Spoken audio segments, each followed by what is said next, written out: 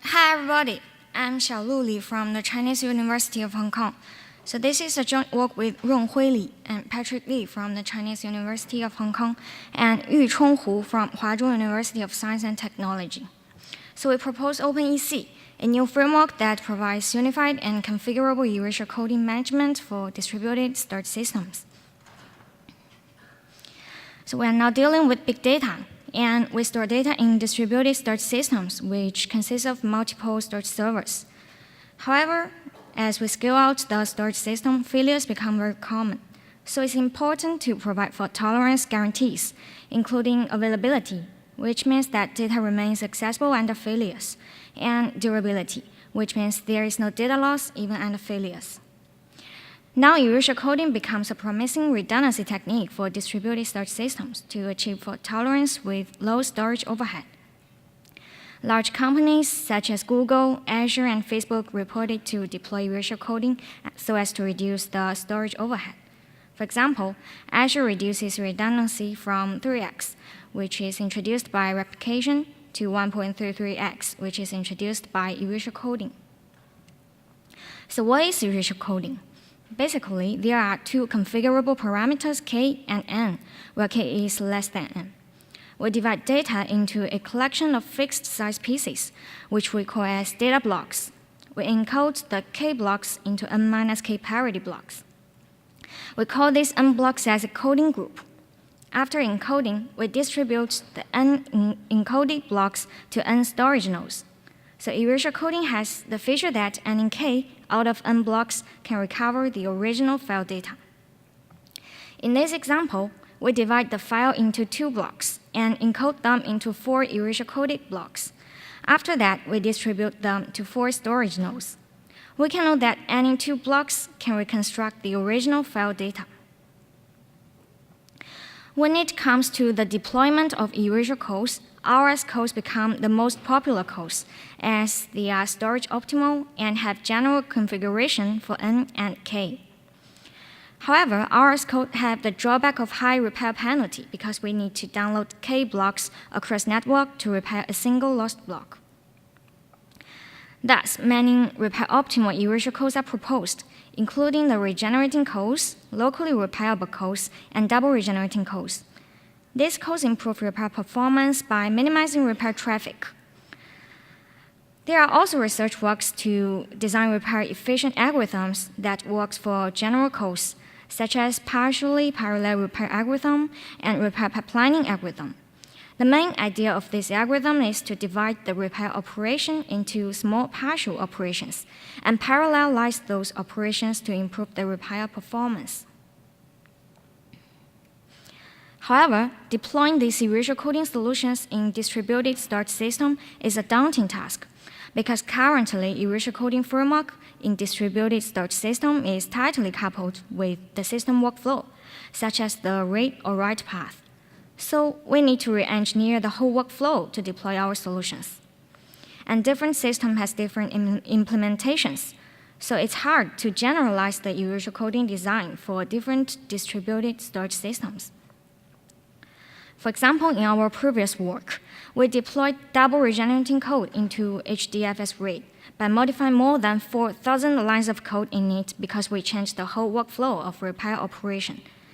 To figure out what limits us to deploy new erasure coding solutions in more distributed storage systems, we review 6 distributed storage systems, including HDFS RAID, Hadoop 3 HDFS, Quantcast File System, Tahoe LAFS, Ceph, and OpenStack Swift. We find 2 main limitations in current erasure coding frameworks in distributed storage systems. First, existing distributed storage systems only provide interfaces for basic encoding and decoding operations, while most of them do not provide interfaces for adding erasure codes with sub-packetization, which is required in the design of regenerating codes. As far as we know, only recently, Ceph introduced sub-packetization into their master code base, while other systems do not support this feature. Second, current systems do not provide interface to configure erasure coding workflows and the placement of coding operations, which makes it hard to design repair algorithms. For example, Distributed storage systems usually deploy repair operation in a fetch and compute manner, which let a repair node to download available blocks so as to repair the lost block. This makes it difficult for us to deploy algorithms such as repair pipelining. It divides the repair operation into many partial operations and performs the partial operations in parallel to improve the performance. So lack of interfaces in distributed storage system, we can only re-engineer the system workflow to examine such algorithms. So these limitations motivate us to design the new framework, OpenEC. OpenEC is a new framework that provides unified and configurable erasure coding management in distributed storage systems. To decouple erasure coding management from system workflows, we propose ECDAC, which is a directed acyclic graph abstraction that can be used to design general erasure coding solutions. We prototype our OpenEC on HDFS RAID, Hadoop 3 HDFS, and Quankas file system with minimum code changes. We also evaluate our prototype on a local cluster and Amazon EC2. Now I introduce the ECDAC abstraction. We consider NK code. We call the original blocks as data blocks in a coding group, and we index them from 0 to k-1. We call the remaining n-k blocks as parity blocks, and we index them from k to n-1. ECDAC also supports virtual blocks with index no less than n. They can be the temporary blocks for intermediate computations, and they will not be stored in the distributed storage system. ECDAC is a directed acyclic graph that can be used to define an encoding operation or a decoding operation. The vertex in the graph refers to a block in a coding group. An edge from vertex I to vertex j means block I is an input to the linear combination of block j. And each edge is associated with a coding coefficient. Let me show you some examples. We consider the 5-4 RS code. This ECDAC defines the encoding operation, which means parity block 4 is a linear combination of the 4 data blocks. Now we suppose the block 0 is lost. Then the second ECDAC defines the decoding operation, which means block 0 can be computed from other available blocks. In traditional approach, designers usually configure the coding coefficients for encoding and decoding method. However, ECDAC can flexibly describe the whole workflow. Let me show you another example of PPL. We first compute in parallel the partially decoded virtual blocks 5 and block 6 from block 1 and 2 and from block 3 and 4, respectively. We then compute block 0 from block 5 and block 6. This shows that we can flexibly configure the coding operations by constructing different ECDACs, which is not feasible in current distributed storage systems. Then let me show you how ECDAC supports subpacketization. We introduce another parameter W, which refers to the number of subblocks in a block. We consider regenerating code with n equals to 4, k equals to 2, and w equals to 2. Here is the layout of a coding group. Each block is divided into 2 subblocks. It also shows how the subblocks are indexed. And here is the ECDAC for encoding operation. Subblocks of block 2 and 3 are computed from the subblocks of data blocks 0 and 1. So now we suppose block 0 is lost. Here is the ECDAC for decoding the block 0, which comprises the subblock 0 and subblock 1. We first compute an encoded virtual subblock from each of other available blocks. And finally, we decode the lost subblocks from these virtual subblocks. This example shows that ECDAC supports subpacketization, which is not supported in most of distributed storage systems. So how can we construct ECDAC? We provide 3 primitives for this purpose, including join, bind X, and bind Y. Let me illustrate them in detail via 2 examples. We consider the encoding operation of 64 RS code. We can construct such an ECDAC with join primitives. This means to encode 4 data blocks into 2 new parity blocks with specific coefficients. However, from this example, computing block 4 and block 5 need to download block 0 to block 3 separately. We can then reduce I/O's encoding operations by bind X. For example, we can compute block 4 and 5 by only downloading data blocks for just one time. We achieve this by calling bind X on block 4 and block 5. We can further constrain the coding operations for vertex 6 to be the same with the node that stores block 0, such that I/O of retrieving block 0 can be saved. We call bind Y on virtual vertex 6 and one of its child, 0, for this purpose. Bind Y also enables us to implement repair algorithms. We show how we design repair pipelining using ECDAC primitives. We still focus on 64R's code, and suppose block 0 is missing. Block 1, 2, 3, 4 are stored in node 1, 2, 3, 4 respectively. So we first compute virtual block 7 in node 2 by aggregating block 1 and 2. We can then compute virtual block 8 in node 3 by aggregating block 7 and block 3. Similarly, we compute virtual block 9 in node 4. And finally, we repair the lost block 0. So these two examples shows ECDAC is an ideal abstraction to describe the workflow of erasure coding operations. Now I'm going to show you the programming interface. To design a new erasure coding solution using ECDAC needs to extend this base class. Designers are expected to implement the encode, decode, and place function. The encode and decode should return an ECDAC, while place configures the block placement with hierarchy awareness. For example, we can group blocks in a coding group into different groups, such that blocks in the same group can be placed in the same rack. This is the architecture of our OpenEC, which comprises a controller that coordinates multiple agents. Controller manages erasure coding metadata, including the information for a coding group and the placement for erasure coded blocks. It passes ECDACs and assigns tasks to agents, such that agents can cooperate with each other for an erasure coding operation. It also controls the block placement and coordinates for repair jobs. For example, name node can redirect the placement request to controller and wait for the feedback. Name node can also report the lost blocks to controller, such that OpenEC can repair the lost block for it. Agent performs internal tasks assigned by controller, and it also serves requests from corresponding OEC client. OEC client is the interface between upper layer application and distributed storage systems.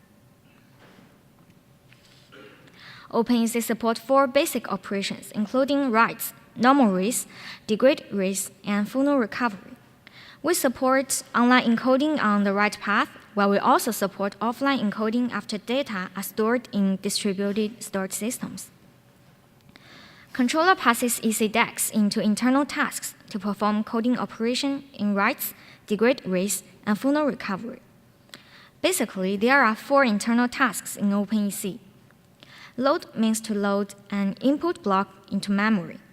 Fetch means to retrieve blocks from other agents. Compute means to compute a block, and persist means to return a block. Next, I will show 2 examples of how controller passes ECDAC for online encoding and offline encoding. For online encoding, a client issues a write request, and an agent serves this request. Now controller passes corresponding ECDAC for internal tasks for that agent. Controller tells the agent to load block 0 to block 3 from the input stream of the client, and then compute block 4 and block 5 from the inputs with specific coefficients. Finally, it tells the agent to persist all the blocks into distributed storage system. Offline encoding is a little bit different. We suppose data blocks have been stored in distributed storage systems. Controller first run topological sorting on the ECDAC to identify the vertex sequence of coding operations, such that vertex with no dependency can run tasks in parallel. And then controller assigns tasks to each vertex based on the sequence. For example, controller tells the agent to load corresponding block from node 0 to node 3 respectively, and note that these tasks can be performed in parallel in different nodes. The controller tells node 0 to fetch block 1, 2, and 3 to compute block 4 and block 5. Note that we save the traffic to load block 0 by collocating the computation in node 0. Finally, node 4 and node 5 get the tasks to fetch corresponding block and store in it in parallel. OpenEC can also automatically customize ECDAC for performance optimization. For example, OpenEC can automatically apply bind X and bind Y for some specific subgraph structures. OpenEC can further enhance the repair performance in hierarchical network environment. For example, OpenEC can transform an ECDAC into a pipelined ECDAC to mitigate cross-rack traffic. In this example, vertex with the same color means corresponding blocks are stored in the same rack. We perform all partial coding operations within a rack before sending the results to another rack. OpenEC runs as a middleware between distributed storage system and clients, and we write more than 7,000 lines of code for that. We perform coding operations in the units of packets, and we use Intel SIL for erasure coding. We also use Redis for data communication. We integrate OpenEC into these 3 popular distributed storage systems, and our integration makes less than 450 lines of code changes. This is because OpenEC deals with most of the operation for us. We only need to take care of the interfaces with systems and block placement. We evaluate OpenEC in a local cluster and Amazon EC2. The local cluster has 16 machines. Each machine has 16 GB RAM, and all machines are connected via 10 gigabit per second network. We configure up to 30 instances in Amazon EC2. We choose M5.X large for our instance, and all the instances have access to 10 gigabit per second network. We first compare the basic operation of OpenEC with the original operations in HDFS3 and HDFS RAID. The x-axis shows operations, and y-axis shows the throughput. The left picture shows that OpenEC preserves the original performance of writes, normal reads, and degraded reads in HDFS3. The right picture shows that OpenEC outperforms HDFS RAID in offline encoding while preserves the performance of full non-recovery. This is because OpenEC has simpler workflow for offline encoding. Please refer to our paper for more details. To figure out the overhead of ECDAC in computing, we compare the computation performance between codes implemented by Intel SIL and by our ECDAC. The x-axis shows different N and K for RS code. The y-axis shows the throughput. Our experiment shows that ECDAC computation is around 29% to 38% lower than the SIL computation in encoding, while decoding performance is preserved for single failures. This is because in encoding, there are more computing tasks, and we need more time to get out coefficients from tasks and initialize the computation. However, as computation is not the bottleneck in our machines, it has limited influence for the overall performance of basic operations. We also validate whether ECDEC can support general erasure coding solutions by comparing the repair performance of 6 state-of-the-art erasure coding designs, including RS code, LRC, butterfly code, MISR, PPL, repair pipelining, and double regenerating code. Our results show that the performance preserves the theoretical gains in network-bound environment. We then show the performance of our repair optimization. We are pipelining the ECDECs. The x-axis is different N and K of RS code. Y-axis is repair throughput. Our result shows that repair throughput is improved by up to 82% in a hierarchical topology via our automated ECDEC customization. Finally, we examine the scalability of OpenEC in Amazon EC2 cluster. Our results show that OpenEC scales well as the number of instances increase. To conclude, we propose OpenEC, which is a unified and configurable framework for flexible erasure coding management. And we wish that OpenEC can help introducing erasure coding solutions for underlying storage systems. We consider integrating it with more systems such as Ceph, OpenStack Swift in our future work. We are also interested in combining it with software-defined storage for better configurability. We open source our code in our project website. Verifications and extensions are also welcome.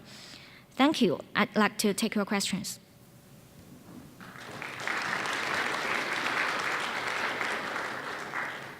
And again, you can come to the middle if you have a question. So actually, I was wondering, do you think that this could be combined with the techniques from the previous paper? Sorry, I didn't Do you think that your techniques could be combined with the optimizations at the low-level encoding that the previous paper presented? Yes, actually, I think we can consider the optimization techniques presented in the previous paper in our computing driver. But actually, we use the Intel SIL for our erasure coding driver in our work. Okay. Well, I'm very happy to see that you've actually provided the source code so that people can actually be trying it out. I think that a lot of people are going to be enthusiastic about being able to, not have to integrate these things into this open source projects by hand themselves anymore. Yeah, question. All right, I'm Xiaolu from Texas A&M. One question is it possible to say do a migration, use this framework, do a migration from one set of erasure code parameters to another set? Yes.